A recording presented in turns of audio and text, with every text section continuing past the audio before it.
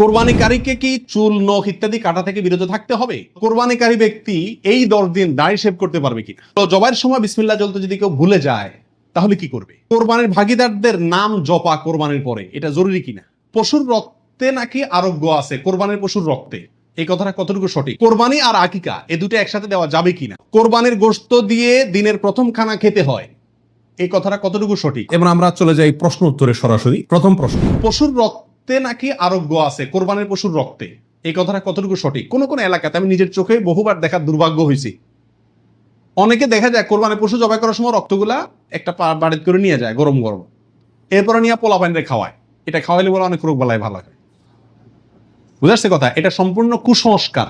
কোরবানির পশুতে কোনো আরোগ্য নাই, এটা ভুল ধারণা, এটা থেকে বেঁচে থাকা উচিত। তো জবাইয়ের সময় বিসমিল্লাহ বলতে যদি কেউ ভুলে যায় তাহলে কি করবে? এর উত্তর হলো, নিজের পশু তো নিজে জবাই করা উত্তম। যারা প্রফেশনাল জবাই করেন মৌলভী সাহেবরা, তারা তো ভুলের কথা না, কারণ তাদের অভ্যাসই আছে। নিজেটা নিজে করতে গেলে ডরে ভয়ে ভুলেও যেতে পারে। যদি কেউ ভুলে যান, ভয়ের কোনো কারণ নাই। মুসলমান যদি ভুলেও যায় তবুও সেই পশু হালাল হবে, খাওয়া হারাম হবে না। ইচ্ছাকৃত যদি কেউ বিসমিল্লাহ না বলে সেটা ভিন্ন কথা, সেটা সমস্যা আছে। কিন্তু ভুলে যদি বিসমিল্লাহ না বলে তাতে পশু হালালই থাকবে, হারাম হবে না ইনশাআল্লাহ। কোরবানির গোশত কিভাবে বন্টন করবেন, কয় ভাগ করবেন? এর উত্তর হলো, কোরবানির পশু 3 ভাগে বন্টন করা ওলামা ইকরাম মুস্তাহাব বলেছেন, কিন্তু কোন হাদিসে এর ক্ষেত্রে আলাদা করে ভাবে নির্দেশ করা হয় যে 3 ভাগে করতে হবে। আল্লাহ কোরআনে বলছেন যে ফাকুলু মিনহু, তোমরা কোরবানির পশু থেকে নিজেরা খাও, ওয়া তাইমু আল কানিআ ওয়াল মুতাররা, ধনী গরিব সবাইকে দাও। তাহলে ধনী গরিব 2 ভাগকে দাও, আবার নিজে খাও, 3টাই হয়ে গেল এখানে। আয়াত থেকে 3 ভাগ মোটামুটি ভাবে ইঙ্গিতে বোঝা যাচ্ছে, কিন্তু এটা কোনো জরুরি কিছু না।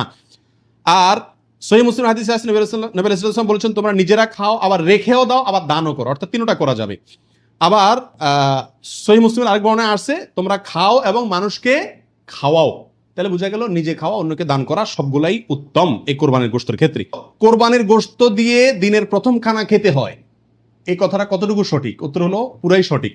রাসূল আকরাম সাল্লাল্লাহু আলাইহি সাল্লাম থেকে বর্ণিত হয়েছে যে তিনি ঈদুল আজহাতে, ঈদুল ফিতরের ব্যতিক্রম করতেন। ঈদুল ফিতরে কিছু একটা মিষ্টি খেয়ে, খেজুর টেজুর খেয়ে তারপর ঈদগাহে যেতেন। আর ঈদুল আজহাতে সারাদিন কিছু খেতেন না, কোরবানির পশুর গোশত দিয়ে প্রথম খানা খেতেন দিনের।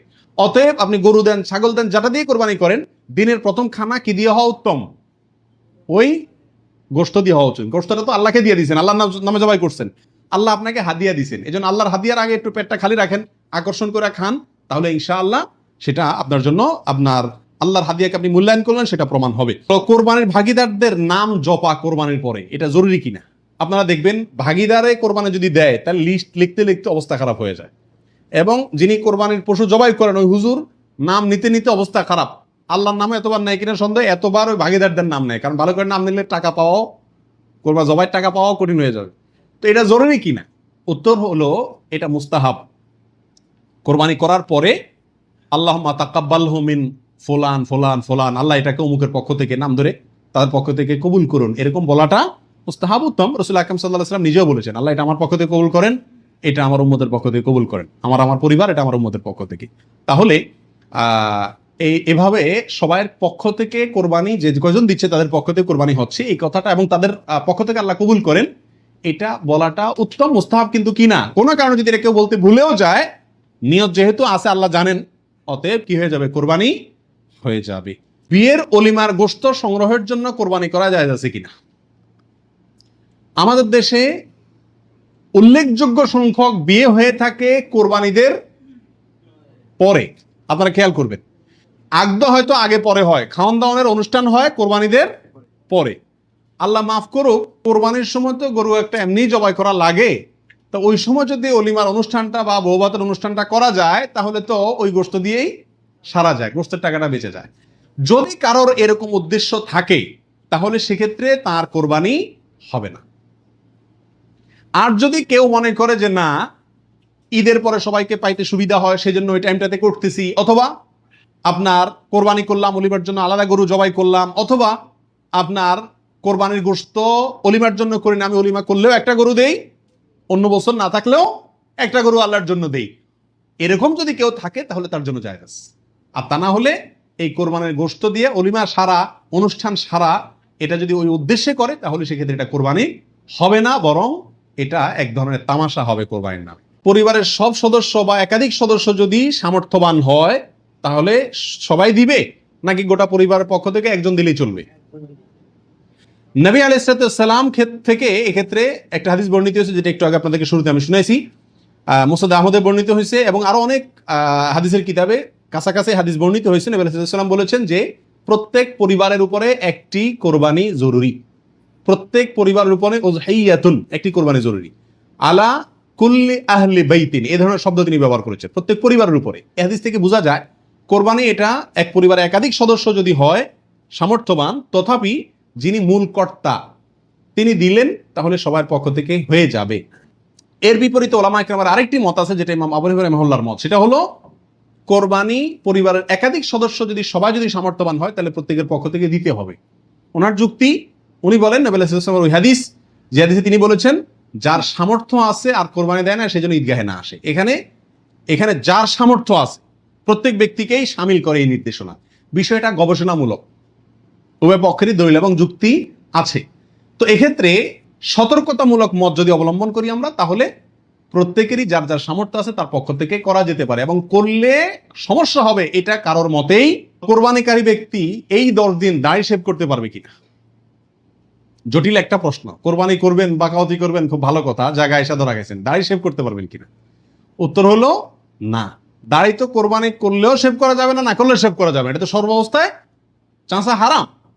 সেক্ষেত্রে কোরবানির এই সিজনগুলোতে এসে গুরুত্বটা আরো বাড়ে। একে তো এমনি হারাম, আবার কোরবানি করছেন সেজন্য নবী সাল্লাল্লাহু আলাইহি ওয়াসাল্লাম বলছেন আপনি যেন না ধরেন, এগুলোতে হাত না দেন। তাহলে কোরবানি করার যদি ইচ্ছা থাকে, আল্লাহকে সন্তুষ্ট করতে আসলেই মনে চান, তাহলে এই 10 দিন দাঁড়িয়ে কি করতে পারবেন না? শেভ দিতে পারবেন না। খোঁচা খোঁচা দাড়ি নিয়ে কি করতে হবে? মসজিদে যেতে হবে। কোরবানি দেওয়া শেষ, এবার কি করতে পারবেন? দাড়ি শেভ করতে পারবেন না, তাও যাবে না। আল্লাহ আমাদের বোঝার তৌফিক দান করুন। কোরবানিকারীকে কি চুল, নখ ইত্যাদি কাটা থেকে বিরত থাকতে হবে? উত্তর হলো হ্যাঁ। নবী রাসূলুল্লাহ সাল্লাল্লাহু আলাইহি ওয়াসাল্লাম বলেছেন, মান আরাদা আন ইউদাহিয়া, যে ব্যক্তি কোরবানি করার ইচ্ছা রাখে, পোষণ করে, ফালা ইয়াখুজ মিন শা'রিহি ওয়া আযফারিহি শাইআ, সেজন্য তার নখ, চুল ইত্যাদি কোনো কিছুতে হাত না দেয়। কোরবানির ঈদের 10 দিন আগে, চাঁদ যেদিন উঠবে ওই দিন থেকে নিয়ে ঈদের দিন পর্যন্ত এগুলো করা যাবে না। কি করা যাবে না?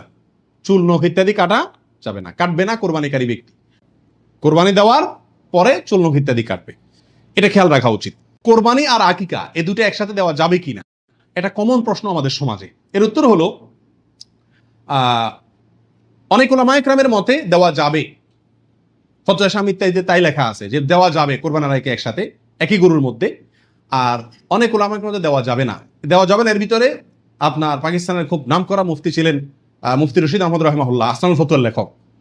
তিনি হানাফি মাযহাবের বড় উলামায়ে কেরামের মধ্যে থেকে তিনি কঠোরভাবে এর বিরুদ্ধে করেছেন এবং বলেছেন কোন অবস্থাতেই কোরবানি আর আকিকা একসাথে মিক্স করা যায় না, উচিত না। কারণ কোরবানি একটা ইবাদত, আকিকা আরেকটি ইবাদত। আর তাছাড়া গরু এক অংশে একাধিক ব্যক্তি দিতে পারবে, এটা কোরবানির ক্ষেত্রে নবী সাল্লাল্লাহু আলাইহি ওয়াসাল্লাম বলছেন, আকিকার ক্ষেত্রে বলেন নাই। সেজন্য কোরবানি এবং আকিকা পৃথক হওয়া উচিত। একই দিনে হতে পারে, কিন্তু গরুর অংশে কোরবানির না, এই আকিকার কারণ নামের অংশ থাকা উচিত না। এই মতটা বেশি শক্তিশালী এবং বেশি সতর্কতামূলক।